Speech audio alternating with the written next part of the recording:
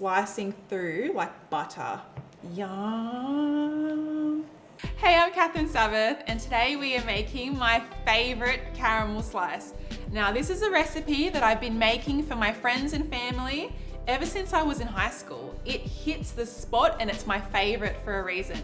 It's got that chewy, buttery biscuit base, that beautiful caramel layer, and that top layer of dark chocolate with some sea salt. It is just so delicious and really addictive. Perfect for parties, perfect for gifting. I love this recipe. Please give it a go and let's make it now. Step one is prepping our baking tin.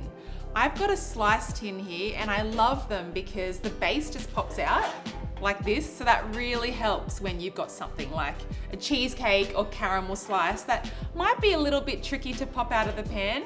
You can really use any baking tray or pan as long as you prep it properly so that your caramel slice can pop out nicely.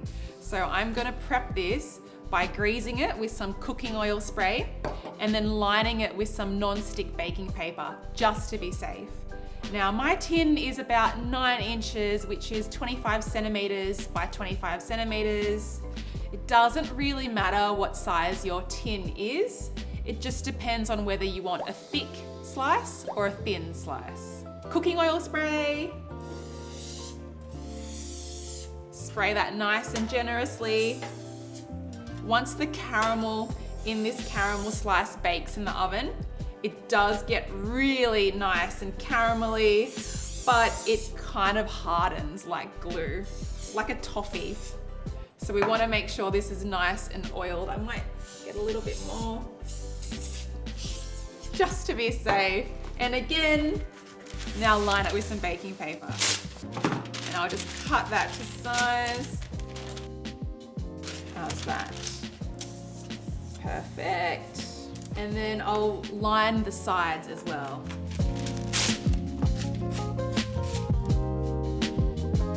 Okay, great. So now my tin is ready to go. Now, if you did have a baking pan without the removable base, just make sure your baking paper is actually overlapping and hanging over the sides to help you lift your slice out. Because without a removable base, it is a little bit more tricky to lift your slice out. So just use more baking paper, which will allow you to pick up the sides. That's my hot tip for this slice.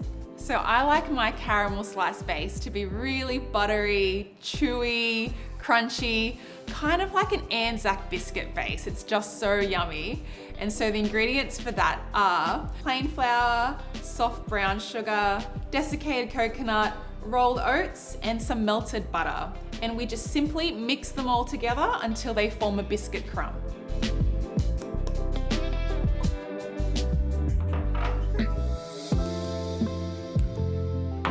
Now I stir all the dry ingredients just to combine them, and then I'll add the butter on top. So I've just got my spatula here, my trusty pink rubber spatula.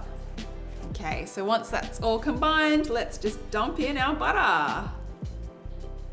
And we just want everything to come together. It should actually just look like a biscuit dough. My left arm is just so uncoordinated, just doesn't mix the same. And now that this mixture has formed a nice dough, I will press that into my slice tin.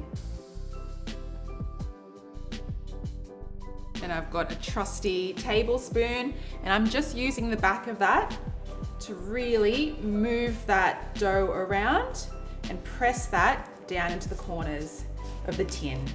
You can use a spatula, of course, but I just find a tablespoon. The back of a spoon just gives you a little bit more control. My base is looking nice and even, really beautiful. Now I'm just gonna bake this in a preheated oven at 180 degrees fan forced for about 15 to 20 minutes or until slightly golden. While our base is cooking in the oven, let's make the caramel. Now the caramel for this is a very basic but super delicious caramel filling, and that is made by using condensed milk, unsalted butter, golden syrup, and some vanilla bean paste. And I'm gonna cook this on a low to medium heat on the stove, whisking away until thickened.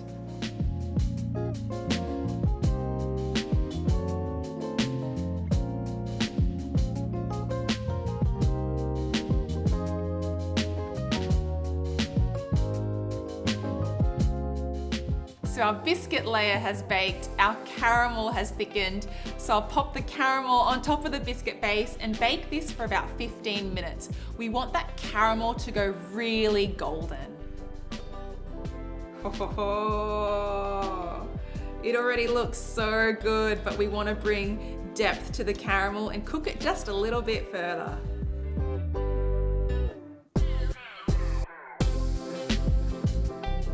So we've got our biscuit layer cooked and our caramel layer cooked. And look at the color on that. It's going to taste so rich and glorious. Now we're going to make our chocolate layer. So I've got some dark chocolate here that I'll pop in the microwave, heat it for 30 seconds, mixing and then heating it again until melted. So 30-second bursts, mixing in between. I'll add some coconut oil to this as well. Now the coconut oil just ensures that the chocolate never sets completely hard, so that when you eat the slice, it just melts away in your mouth. It will be so yummy. If you don't have coconut oil, any oil will do. I just use coconut oil because I like the taste. Let's melt our chocolate.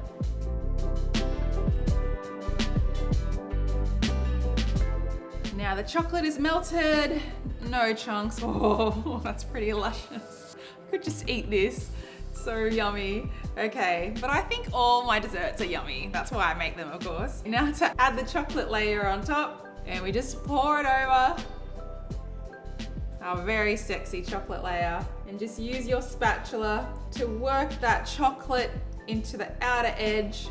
Yum, yum, yum, yum, yum. Give it a bit of a tap. Done. Now before I pop this in the fridge to set completely, I'm going to sprinkle some sea salt on top just for a burst of flavor. I love the combination of salty and sweet. You don't have to add sea salt, of course, personal preference, but I do love a little hint of salt. Now I'll pop this in the fridge for at least an hour to set completely. I've just taken my caramel slice out of the fridge. The chocolate has set nicely on top. It's nice and chilled, and I should be able to get it out of the tin. So I've got a slice tin with a removable base. To pop my caramel slice up, I'm just using, say, like a small cake tin, or you can use a cup or anything like that. Something that's smaller than the little hole in the bottom of your slice tin. And then I'll just use the force of that just to pop this slice out. So just gently, gently. And I've greased the tin so it actually slides out really nicely. And I'll remove my baking paper. Yum, that looks so good. And I just get my little fingers under that. Or of course, you can use a cake server as well. And I've still got the little base under that, so I'll get a hot knife and remove the base of my cake slice tin.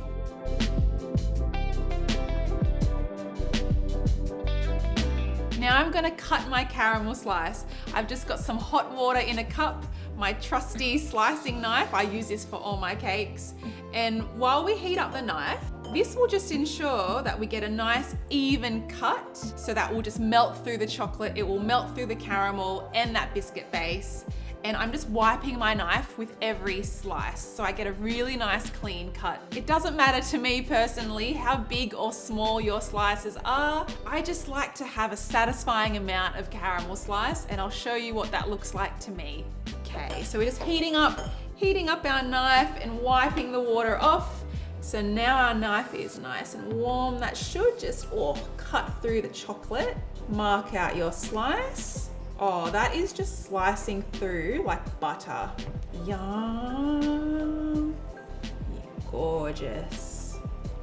Okay, so now I'm just gonna wipe this and I'll just keep slicing.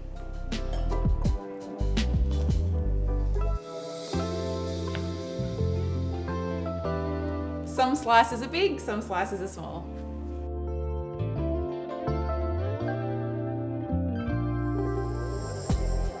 And here we have it, my favorite caramel slice. I used to make this all the time. I kind of had to stop making it because I would just eat it so quickly.